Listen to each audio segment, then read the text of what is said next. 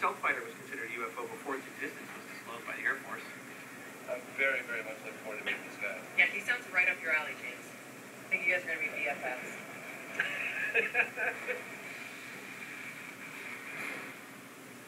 Back to National Geographic. He was part of this unofficial panel that Chasing investigated UFOs. And he had access to information the public doesn't. And we want to get his perspective. Yeah, you probably get a line. If you could stand at a podium on world television to talk about UFOs, what would you say? You're out there. Simple. UFOs are real, and we need to make it permissible for scientists to study them without risking their career or livelihood. Who is this one? That's a pretty bold statement from someone in your position. Bold is accurate. The problem is that we do not allow our best and brightest minds to get involved in it without great personal risk. Body of evidence says something there. Now, what that is a totally different question. Some people have claimed that we're moving from a period of small-scale individual sightings to larger-scale mass sightings. Would you agree with that? There have been mass sightings all along. They can go back to Washington in the 50s.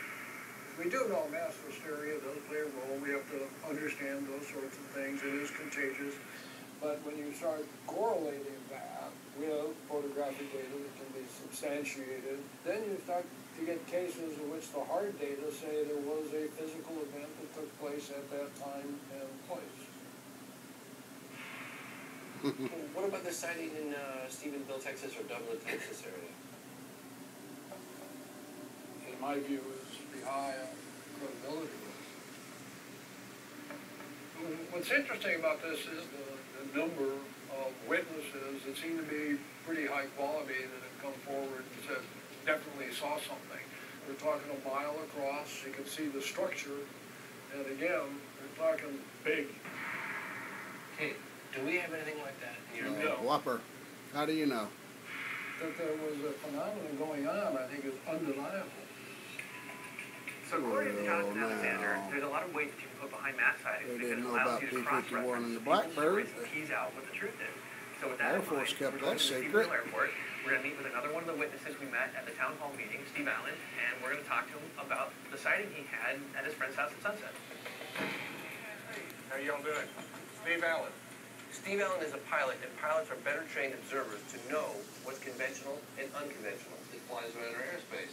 I completely trust his credibility to describe to me what he saw that night. We don't trust nobody's Can credibility. you talk us through your sighting and what you saw? Sure. This was not a shooting star out in the atmosphere. It was up close and personal. As it came past us, it had 7 lights flashing across the back. Never seen any lights that color nor that size. The lights was the size of a small pickup truck. Whoa. They all stayed at the same altitude, the same distance. How big was it, Steve? My estimation is it's about a half a mile wide and a mile long. It was Now that's big. giant. And you didn't have a heart attack. Even for pilots, it's really hard to determine a distant object's size, its altitude, its true distance, particularly at night.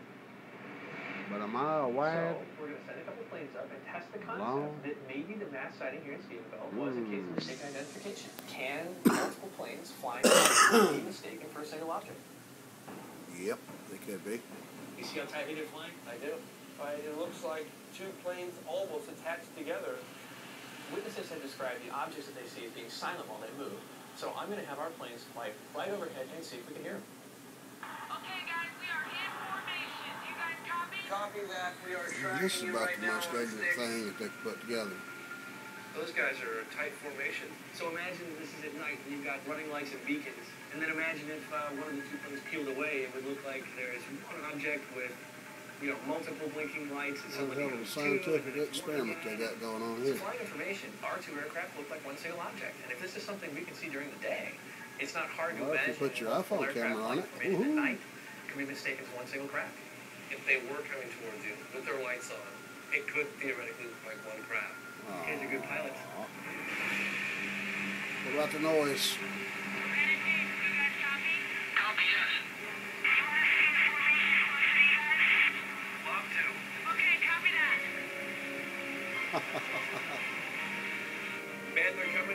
wonder if our government's paying these South at people. about 50 degrees. Who is? What's your altitude, Ryder? Okay, so we got 4,000 feet above the ground. Listen how loud these planes are right now. And Steve Allen said he couldn't hear a thing, and it was up close and personal. Over. Okay, that's pretty dumb. At 4,000 feet, the planes made a lot of noise. There's no Sure mistaking did. that.